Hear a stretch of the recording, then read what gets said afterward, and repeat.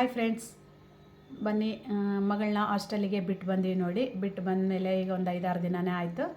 ಅವಳು ಕೂಡ ಫೋನ್ ಮಾಡ್ತಾ ಇದ್ದಾಳೆ, ಆರಾಮಿದ್ದಾಳೆ ಅಂತೇಳಿ ಫೋನ್ನಲ್ಲಿ ಹೇಳಿದ್ಲು ನೋಡಿ. ಹಾಗೆ ಒಮ್ಮೆ ನಾವು ಒಮ್ಮೆ 2 ಬೇರೆ ಹೋಗಿ ಮೀಟಾಗಿ ಕೂಡ ಬಂದ್ವಿ. ನಂತರದಲ್ಲಿ ಇನ್ಮೇಲೆ ಜಾಸ್ತಿ ಬಿಡೋದಿಲ್ಲ ಮಕ್ಕಳು ನೋಡೋದಕ್ಕೆ ಅಂತ ಹೇಳಿದರು ಅವರು. ಹಾಗಾಗಿ ಏನಾದರೂ ಅರ್ಜೆಂಟ್ ಇದ್ದರೆ ಅಷ್ಟೇ ವಾರ್ಡನ್ ನಂಬರ್ ಕೊಟ್ಟಿದ್ದಾರೆ ನೋಡಿ, ಅವ್ರಿಗೆ ಮಾಡಿಬಿಟ್ಟು ಹೋಗಬೇಕಾಗುತ್ತೆ ನಾವು.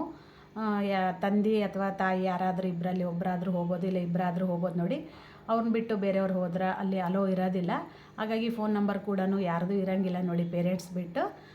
ಒಟ್ಟಾರೆಯಾಗಿ ಮಗಳು ಕೂಡ ಹಾಸ್ಟೆಲಿಗೆ ಬಿಟ್ಟು ಬಂದ್ವಲ್ಲ, ಆರಾಮಾಗಿದ್ದಾಳೆ ನೋಡಿ, ಚೆನ್ನಾಗಿ ಓದ್ಕೊ ಅಂತಲೂ ಹೇಳಿದ್ದೀವಿ. ಊಟ ಕೂಡ ಅಡ್ಜಸ್ಟ್ ಮಾಡ್ಕೋಬೇಕು ಎಲ್ಲಿದ್ದರೂ ಕೂಡ, ಹಾಗಾಗಿ ಅಡ್ಜಸ್ಟ್ ಮಾಡ್ಕೊ ಅಂತಲೂ ಹೇಳಿದ್ವಿ ನೋಡಿ. ಈಗ ಇಬ್ಬರು ಮಕ್ಕಳು ಕೂಡ ಹಾಸ್ಟೆಲಿಗೆ ಹೋದ್ರಲ್ಲ, ಹಾಗಾಗಿ ನಾನು ನಮ್ಮ ಮನೆಯವರು ಇಬ್ಬರೇ ಆಗಿಬಿಟ್ಟಿದ್ದೀವಿ ನೋಡಿ ಮನೆಯಲ್ಲಿ. ಸ್ವಲ್ಪ ದಿನ ನನಗೂ ಬೇಜಾರು ಅನಿಸ್ಬಿಟ್ಟಿತ್ತು ನೋಡಿ ತುಂಬ. ಯಾಕಂದರೆ ದೊಡ್ಡವಳು ಹೋದ ನಂತರ ಹಾಸ್ಟೆಲಿಗೆ, ಈ ಚಿಕ್ಕವಳಿದ್ದಾಳಲ್ಲ ಬಿಡು ನಮ್ಮ ಜೊತೆಗೆ ಅಂತ ಅಂದ್ಕೊಂಡಿದ್ವಿ. ಇದೊಂದು ವರ್ಷ ಬಿಟ್ಟು ಅವಳನ್ನ ಹಾಸ್ಟೆಲಿಗೆ ಹಾಕಿದ್ರೆ ಆತ ನೆಕ್ಸ್ಟ್ ಇಯರು ಅಂತಂದು ಅಂದ್ಕೊಂಡಿದ್ವಿ, ಸೆಕೆಂಡ್ PUC ಮುಗಿದ ನಂತರ. ಬಟ್ ಇಲ್ಲ, ಸರ್ ಎಲ್ಲ ಕಾಲೇಜಿಗೆ ಕರೆದ್ಬಿಟ್ಟು, ಇಲ್ಲ ಮಕ್ಕಳು ಇನ್ನೂ ಚೆನ್ನಾಗಿ ಹುಷಾರಾಗ್ತಾರೆ ಮೇಡಮ್, ಸೆಕೆಂಡ್ PUC ಇದ್ದಾರಲ್ಲ, ಹಾಗಾಗಿ ನೀವು ನನ್ನ ಕಡೆಯಿಂದ ಸಜೆಷನ್ ಏನು ಅಂತಂದರೆ, ನೀವು ಹಾಸ್ಟೆಲಿಗೆ ಬಿಟ್ಟರೆ ಬೆಟರ್ ಅಂತ ನಮಗೆ ಅನಿಸುತ್ತಾ. ಹಾಗಾಗಿ ನಮಗೆ ಸ್ವಲ್ಪ ಪೇರೆಂಟ್ಸ್ನ ಕರೆದ್ಬಿಟ್ಟು ಈ ಥರ ಚೆನ್ನಾಗಿ ಅಂದರೆ ಸ್ವಲ್ಪ ಮಕ್ಕಳೆಲ್ಲ ಓದಲಿ ಅಂದ್ಕೊಂಡು ಸ್ವಲ್ಪ ಪೇರೆಂಟ್ಸ್ಗೆಲ್ಲ ಹೇಳ್ತಾಯಿದ್ವಿ. ನಿಮ್ಮದು ದುಡ್ಡಿನ ಅನುಕೂಲ ಅದೆಲ್ಲ ನೋಡಿಕೊಂಡು ನೀವು ಹಾಕೋದಿದ್ರೆ ಹಾಕ್ಬೋದು, ಫೋರ್ಸಬಲ್ ಏನಿಲ್ಲ ಅಂತ ಹೇಳಿದ್ರು ಅವರು. ನಮಗೂ ಕೂಡ ಮನೆಗೆ ಬಂದು ವಿಚಾರ ಎಲ್ಲ ಮಾಡಿದ್ವಿ. ಮಗಳು ಕೂಡ ಹೋಗೋದಕ್ಕೆ ಇಷ್ಟ ಇತ್ತು ನೋಡಿ. ಹಾಗಾಗಿ ಫ್ರೆಂಡ್ಸ್ ಎಲ್ಲ ಹೋಗ್ತಾ ಇದ್ದಾರೆ, ನಾನು ಕೂಡ ಹೋಗ್ತೀನಿ. ನಂತರದಲ್ಲಿ ಅಲ್ಲಿ ಕೂಡ ಸ್ವಲ್ಪ ಚೆನ್ನಾಗಿ ಓದ್ಕೋಬೋದಲ್ಲ, ಸ್ಟಡಿ ಅವರ್ ಅದೆಲ್ಲ ಇರುತ್ತಂತ ಹೇಳಿದ್ಲು ಅವಳು.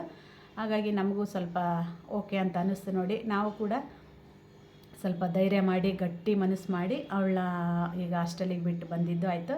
ಇದೇ ಊರಲ್ಲೆಲ್ಲ ಹೋಗಿ ನೋಡ್ಕೊಂಬರ್ಬೋದು ಅಂತಲೂ ಅನಿಸಿತ್ತು. ಬಟ್ ಆದರೆ ಈಗೀಗ ಒಂದು 2 ಸರಿ ಹೋಗಿ ಬಂದ್ವಲ್ಲ, ಈಗ ನಂತರದಲ್ಲಿ ಈಗ ಯಾರು ಜಾಸ್ತಿ ಹೋಗ್ತಾರೆ ಪೇರೆಂಟ್ಸ್, ಅವರಿಗೆಲ್ಲ ಅಲೋ ಇಲ್ಲ ನೋಡಿ.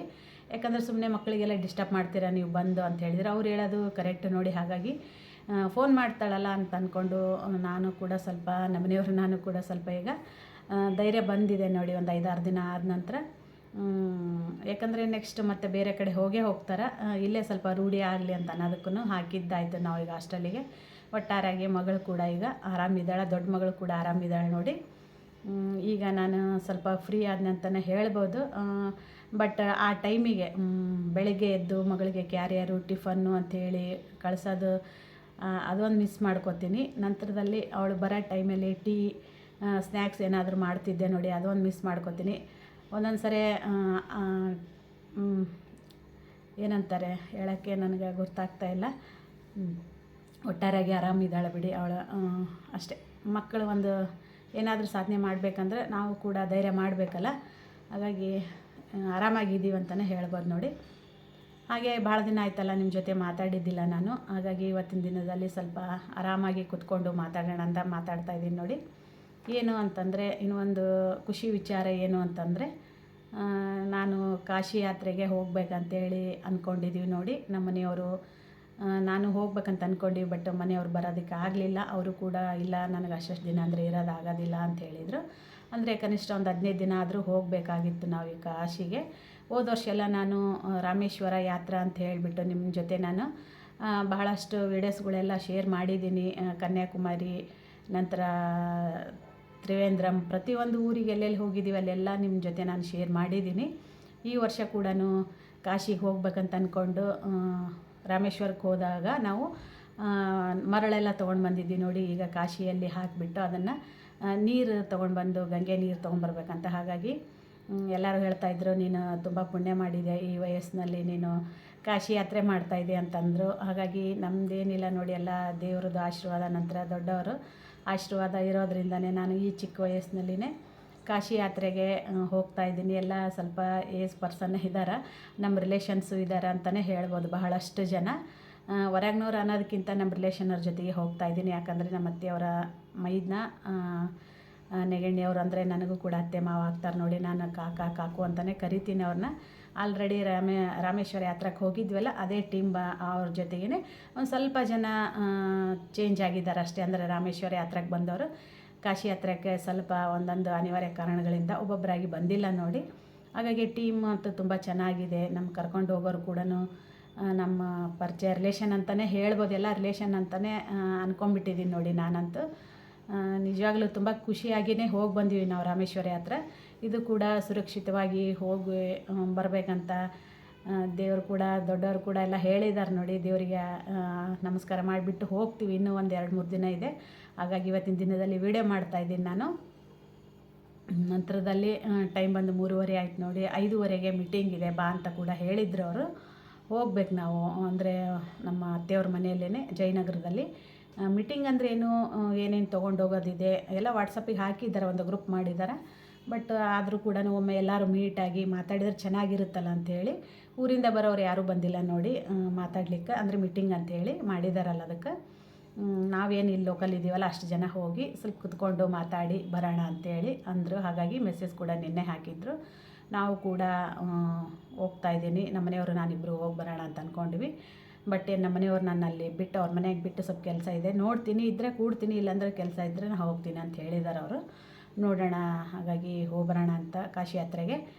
ಹಾಗೆ ನೀವು ಕೂಡ ನನಗೆ ದೊಡ್ಡವರಾದರೆ ಆಶೀರ್ವಾದ ಮಾಡಿ, ಚಿಕ್ಕವರಾದರೆ ಹ್ಯಾಪಿ ಜರ್ನಿ ಅಂತೇಳಿ ಕಮೆಂಟ್ನಾಗ ತಿಳಿಸಿ ಅಂತೇಳಿ ಹೇಳ್ತೀನಿ ನೋಡಿ. ಅವ್ರ ಮನೆಗೆ ಹೋದ ನಂತರ ನಾನು ನಿಮ್ಮ ಜೊತೆ ಮತ್ತೆ ಸಿಗ್ತೀನಂತ.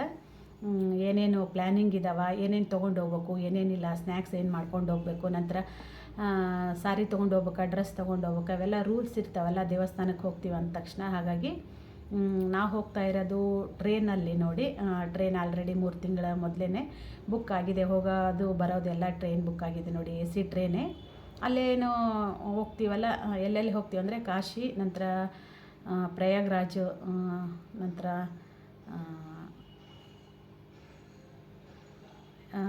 ಸ್ವಲ್ಪ ನೆನಪಾರಿದೆ ನೋಡಿ ನಾನು, ಕಾಶಿ, ಪ್ರಯಾಗ್ರಾಜ್, ನಂತರ ಸಾರಿ ಫ್ರೆಂಡ್ಸ್, ಕಾಶಿಗೆ ಹೋಗ್ತಾಯಿದ್ದೀವಿ, ನಂತರ ಪ್ರಯಾಗ್ರಾಜ್, ನಂತರ ಅಯೋಧ್ಯ, ನಂತರದಲ್ಲಿ ನೇಪಾಳ ಅಂತೇಳಿ ಹೇಳಿದ್ದಾರೆ ನೋಡಿ. ನಂತರ ಅಲ್ಲೆಲ್ಲಿ ಸುತ್ತಮುತ್ತ ದೇವಸ್ಥಾನ ನೋಡೋ ಪ್ಲೇಸಸ್ ಇರ್ತಾವೆ, ಅವನ್ನೆಲ್ಲ ಕೂಡ ನೋಡ್ಕೊಂಡು ಬರೋಣ, ಅಲ್ಲೆಲ್ಲ ವೆಹಿಕಲ್ ಮಾಡ್ಕೊಂಡು ಹೋಗೋದು ಅಂಥೇಳಿ ಹೇಳಿದ್ದಾರೆ. ಇಷ್ಟಂತೂ ನನಗೆ ವಿಚಾರ ಗುರ್ತು. ಅಲ್ಲಿ ಹೋದ ನಂತರ ಇನ್ನೇನೇನು ಮಾತಾಡ್ತೀವಿ ಏನನ್ನು ಅದನ್ನು ನಿಮ್ಮ ಜೊತೆ ನಾನು ಬಂದ ನಂತರದಲ್ಲಿ ತಿಳಿಸ್ತೀನಿ. ಆದರೆ ಅಲ್ಲಿ ಅವ್ರ ಮನೆಯಲ್ಲಿ ವೀಡಿಯೋ ಮಾಡ್ಕೋತೀನಿ, ಎಲ್ಲರೂ ಪರ್ಮಿಷನ್ ಇದೆ ನೋಡಿ ವೀಡಿಯೋ ಮಾಡ್ಕೊಳ್ಳಿ ಅಂತಲೂ ಹೇಳಿದ್ದಾರೆ ಅವರು. ಯಾಕಂದರೆ ಒಂದು ಮೆಮೊರಿಯಾಗಿರುತ್ತಾ ನಾ ಹೋಗಿ ಬಂದಿದ್ದು ಅಂಥೇಳಿ ಹೇಳಿದ್ದಾರೆ ಅವರು. ನನಗೆ ಹೇಳಿದ್ನೆಲ್ಲ ತುಂಬ ಸಪೋರ್ಟ್ ಮಾಡಿದ್ರು ಅವರು ರಾಮೇಶ್ವರ ಯಾತ್ರಕ್ಕೆ ಹೋದಾಗ. ಈಗೂ ಕೂಡ ತುಂಬ ಸಪೋರ್ಟ್ ಮಾಡ್ತಾರಂತನೂ ಅಂದ್ಕೊಂಡಿದ್ದೀನಿ, ಮಾಡ್ತಾರೆ ನೋಡಿ ಅವರು. ಹಾಗಾಗಿ ಈಗ ಅವ್ರ ಮನೆಗೆ ಕೂಡ ಹೋಗ್ಬೇಕು ನಾನು. ಹೋಗಿ ಬಂದ ನಂತರ ಏನು ಸ್ನ್ಯಾಕ್ಸು, ಯಾವ ದಿನ ಬಿಡೋದು, ಟೈಮಿಂಗ್ ಏನು ಅನ್ನೋದು ಕೂಡ ನಿಮ್ಮ ಜೊತೆ ನಾನು ಬಂದ ನಂತರದಲ್ಲಿ ನಂದು ಪ್ಯಾಕಿಂಗು ಅದೆಲ್ಲ ತುಂಬ ಇದೆ ನೋಡಿ. ಯಾಕಂದರೆ ಮಗಳು ಕೂಡ ಹಾಸ್ಟೆಲಿಗೆ ಬಿಟ್ಟು ಬಂದ್ವಲ್ಲ, ಹಾಗಾಗಿ ಈಗ ನಂದು ಪ್ಯಾಕಿಂಗ್ ಎಲ್ಲ ಸ್ಟಾರ್ಟ್ ಆಯಿತು. ನಾನು ನಿಮ್ಗೆ ಆಲ್ರೆಡಿ ಹೇಳಿದ್ದೆ, ನಂದು ಮಗಳದು ಶಾಪಿಂಗ್ ವಿಡಿಯೋ ನೋಡಿ ನಾನು ಎಲ್ಲಿಗೆ ಹೋಗ್ತಾಯಿದ್ದೀನಿ ಅಂತ ಕೂಡ ನಿಮ್ಗೆ ಹೇಳಿದ್ದೆ ತಮ್ಮೇಲ್ನಲ್ಲಿ. ಹಾಗಾಗಿ ಈಗ ನಾನು ಏನೇನು ಪ್ಯಾಕಿಂಗ್ ಮಾಡ್ಕೋತೀನಿ ಹೋಗಿ ಬಂದ ನಂತರದಲ್ಲಿ, ಅಂದರೆ ಇನ್ನು 1-2 ದಿವಸ ಆಗ್ಬೋದು ನೋಡಿ. ಅದಾದ ನಂತರ ನಾನು ನಿಮ್ಮ ಜೊತೆ ಪ್ಯಾಕಿಂಗ್ ಮಾಡೋದಾಯಿತು, ಸ್ನ್ಯಾಕ್ಸ್ ಮಾಡೋದಾಯಿತು, ಪ್ರತಿಯೊಂದು ಕೂಡ ಶೇರ್ ಮಾಡ್ತೀನಿ, ಮಾಡಬೇಕಂತಲೂ ಅಂದ್ಕೊಂಡಿದ್ದೀನಿ ನೋಡಿ. ಸ್ವಲ್ಪ ಅರ್ಜೆಂಟ್ ಆದರೆ ಶಾರ್ಟ್ಕಟ್ಟಾಗಿ ವಿಡಿಯೋ ಮಾಡಿ ಹಾಕಿರ್ತೀನಿ ಅಷ್ಟೇ. ಈ ವಿಡಿಯೋ ನಿಮಗೆ ಇಷ್ಟ ಆದರೆ ಲೈಕ್ ಮಾಡಿ, ಶೇರ್ ಮಾಡಿ, ಕಮೆಂಟ್ ಮಾಡಿ, ಹಾಗೆ ಸಬ್ಸ್ಕ್ರೈಬ್ ಮಾಡ್ಕೊಳ್ಳಿ. ಸಬ್ಸ್ಕ್ರೈಬ್ ಮಾಡ್ಕೋತೀರಾ, ನಂತರದಲ್ಲಿ ಅನ್ಸಬ್ಸ್ಕ್ರೈಬ್ ಮಾಡ್ಕೋತೀರಾ ನೋಡಿ ಕೆಲವು ಜನ. ಹಾಗಾಗಿ ಆ ರೀತಿಯಾಗಿ ಮಾಡಬೇಡಿ ಅಂತ ಕೂಡ ಕೇಳ್ತೀನಿ ನಾನು. ನನಗಂತೂ ತುಂಬ ಖುಷಿ ಆಗ್ತಾಯಿದೆ, ಯಾಕಂದರೆ ಮಗಳನ್ನ ಹಾಸ್ಟೆಲಿಗೆ ಬಿಟ್ಟು ಬಂದಮೇಲೆ ಸ್ವಲ್ಪ ಮನೆಯಲ್ಲೇ ತುಂಬ ಬೇಜಾರಾಗ್ತಾಯಿತ್ತು ನೋಡಿ. ಹಾಗಾಗಿ ಸ್ವಲ್ಪ ಹೋಗಿ ಬಂದರೆ ಒಂದು 15 ಡೇಸ್ 15 ದಿನದ ಯಾತ್ರಾ ನೋಡಿ ಇದು. ಹಾಗಾಗಿ ಹೋಗಿ ಬಂದಮೇಲೆ ಸ್ವಲ್ಪ ಕವರ್ ಆಗ್ಬೋದು, ನಾನು ಸ್ವಲ್ಪ ಲವಲವಿಕೆಯಿಂದ ಇರೋಣ ಅಂತ ಅಂದ್ಕೊಂಡಿದ್ದೀನಿ. ಓಕೆ ಫ್ರೆಂಡ್ಸ್, ಅಲ್ಲಿ ಅವ್ರ ಮನೆಗೆ ಹೋದ ನಂತರ ನಿಮಗೆ ಸಿಗ್ತೀನಂತ ನಾನು. ಓಕೆ ಫ್ರೆಂಡ್ಸ್, ಬಾಯ್.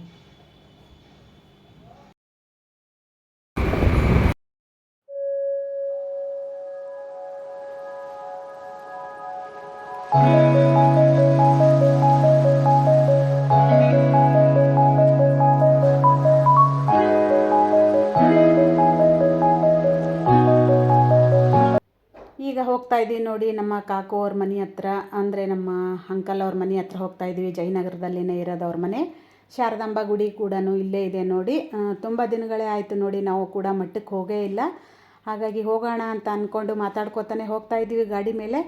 ಅಷ್ಟರಲ್ಲೇ ನಮ್ಮ ಅಂಕಲ್ ಅವರು ಫೋನ್ ಮಾಡಿದರು, ಇಲ್ಲ ಲೇಟ್ ಆಗಿದೆ ಬನ್ನಿ, ನೀವು ಯಾಕೆ ಬರಲಿಲ್ಲಲ್ಲ ಅಂತೇಳಿ ಫೋನ್ ಮಾಡಿದರು. ಹೋದ ತಕ್ಷಣ ಸ್ನ್ಯಾಕ್ಸ್ ಎಲ್ಲ ರೆಡಿ ಇತ್ತು ನೋಡಿ, ಅಂದರೆ ಬಿಸ್ಕಿಟು, ಟೀ, ಖಾರ, ನಂತರ ಏನು ಅಂಟಿನ ಉಂಡೆ ಅಂತ ಏನು ಬರ್ತಾವಲ್ಲ ಅದ್ರ ಥರನೇ ಇದು ಪ್ಯಾಕೆಟ್ ಒಂದೊಂದು ಸ್ಲೈಸ್ ಟೈಪ್ ಇತ್ತು ಇದು ಪ್ಯಾಕೆಟ್ ಒಳಗಡೆ. ತುಂಬ ಅಂದರೆ ತುಂಬ ಟೇಸ್ಟಿಯಾಗಿ ತುಂಬ ಚೆನ್ನಾಗಿತ್ತು.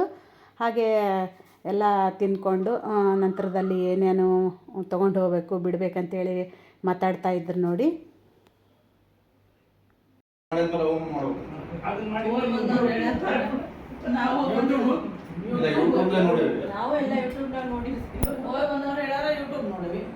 ಅಂದರೆ ಹತ್ಲಿಕ್ಕೆ ಆಗೋದೇ ಇಲ್ಲ, ಸ್ವಲ್ಪ ಒಂದು 2 ಕಿಲೋಮೀಟರ್ ಹತ್ಬೇಕಾಗ್ತದೆ, ಏನು ತೊಂದರೆ ಇಲ್ಲ, ಆರಾಮಾಗಿ ಹತ್ಬೋದು.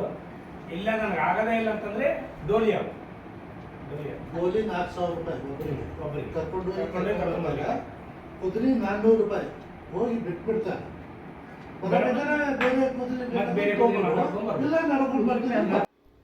ಹೀಗೆ ಪ್ರತಿಯೊಂದು ವಿಷಯ ಕೂಡ ಮಾತಾಡ್ತಾ ಇದ್ದರು. ಯಾಕಂದರೆ ಮೇಲ್ಗಡೆ ಹೋಗಬೇಕಲ್ಲ ಅಂತೇಳಿ ಏನೋ ಹೇಳ್ತಾಯಿದ್ರು. ಯಾಕಂದರೆ ನಾನು ಫಸ್ಟ್ ಟೈಮ್ ಹೋಗೋದ್ರಿಂದ ನನಗೂ ಯಾವುದೇ ರೀತಿಯಿಂದ ಐಡಿಯಾ ಇರಲಿಲ್ಲ ನೋಡಿ. ಡೋಲಿ ಇರ್ತಾವ, ಕುದುರೆ ಇರ್ತಾವ ಅಂತೇಳಿ ಮಾತಾಡ್ತಾಯಿದ್ರು. ಹಾಗೆ ಸ್ವಲ್ಪ ವೀಡಿಯೋ ಕೂಡ ಮಾಡಿಕೊಂಡೆ ನೋಡಿ. ನಾನು ಈ ವಿಡಿಯೋ ಬಂದು ನಾನು ಊರಿಗೆ ಹೋಗೋಕ್ಕಿಂತ ಬಿಫೋರೇ ಅಂದರೆ ಮೊದಲೇ ಇದನ್ನು ಅಪ್ಲೋಡ್ ಮಾಡ್ತೀನಿ ನೋಡಿ. ಯಾಕಂದರೆ ಮನೆಯಲ್ಲಿ ಆದ್ರೆ ನೆಟ್ ಇರುತ್ತಾ, ನಂತರ ಜರ್ನಿಯಲ್ಲಿ ನನಗೆ ಯಾವ ರೀತಿ ವಿಡಿಯೋ ಮಾಡ್ಕೊಂಡು ಬರ್ತೀನಿ, ಬಟ್ ಅಪ್ಲೋಡ್ ಮಾಡೋಕ್ಕಾಗುತ್ತಾ ಇಲ್ಲ ನೋಡ್ಬೇಕು ನೋಡಿ ಫ್ರೆಂಡ್ಸ್. ಹಾಗಾಗಿ ಈ ವಿಡಿಯೋ ಬಂದು ನಾವು ಊರಿಗೆ ಹೋಗೋಕ್ಕಿಂತ ಒಂದಿನ ಮೊದಲೇ ಅಪ್ಲೋಡ್ ಮಾಡಬೇಕಂತ ಅಂದ್ಕೊಂಡಿದ್ದೀನಿ. ನೋಡ್ತೀನಿ ಯಾವ ದಿನ ಹೋಗೋದು ಏನು ಅಂಥೇಳಿ. ಇಷ್ಟು ಜನ ನಾವು ಮೀಟಿಂಗಿಗಾಗಿ ಸೇರಿದ್ವಿ. ಹಾಗೆ ಸ್ನ್ಯಾಕ್ಸ್ ತಿನ್ಕೋತಾನೆ, ಟೀ ಕುಡ್ಕೋತಾನೆ ಎಲ್ಲ ಡಿಸ್ಕಸ್ ನಡೆದಿತ್ತು ನೋಡಿ. ತುಂಬ ಲಗೇಜ್ ಮಾಡ್ಕೋಬೇಡಿ, ತುಂಬ ಭಾಳ ಮಾಡಿಕೊಂಡ್ರೆ ನಿಮಗೆ ಪ್ರಾಬ್ಲಮ್ ಆಗುತ್ತಂತ ಹೇಳ್ತಾಯಿದ್ರು. ಎಲ್ಲ ಡೀಟೇಲಾಗಿ ನನಗೆ ಹೇಳಿದ್ದಾರೆ. ನಾನು ಈ ನೆಕ್ಸ್ಟ್ ವಿಡಿಯೋದಲ್ಲಿ ಏನೇನು ತೊಗೊಂಡು ಹೋಗಬೇಕು, ಯಾವ ದಿನ ಬಿಡಬೇಕು ಅನ್ನೋದು ನಿಮ್ಮ ಜೊತೆ ನಾನು ಶೇರ್ ಮಾಡ್ತೀನಂತ ಕಂಟಿನ್ಯೂ ಆಗಿ. ವಿಡಿಯೋ ನೋಡ್ಕೋತಾ ಹೋಗಿ. ಇಷ್ಟ ಆದರೆ ಲೈಕ್ ಮಾಡಿ, ಶೇರ್ ಮಾಡಿ, ಕಮೆಂಟ್ ಮಾಡಿ, ಹಾಗೆ ಸಬ್ಸ್ಕ್ರೈಬ್ ಮಾಡ್ಕೊಳ್ಳಿ ಅಂತ ಕೇಳ್ತೀನಿ. ಭಾಳ ಚೆನ್ನಾಗಿಯೇ ವಿಡಿಯೋ ಮಾಡ್ಕೊಂಡು ಬರಬೇಕಂತ ಅಂದ್ಕೊಂಡಿದ್ದೀನಿ ನೋಡಿ ಫ್ರೆಂಡ್ಸ್. ಯಾವ ರೀತಿ ಆಗುತ್ತಾ ಏನು ಅನ್ನೋದನ್ನು ನಾನು ಅಪ್ಡೇಟ್ ಕೊಡ್ತಾ ಇರ್ತೀನಿ ನಿಮಗೆ. ಓಕೆ ಫ್ರೆಂಡ್ಸ್, ಬಾಯ್, ಟೇಕ್ ಕೇರ್.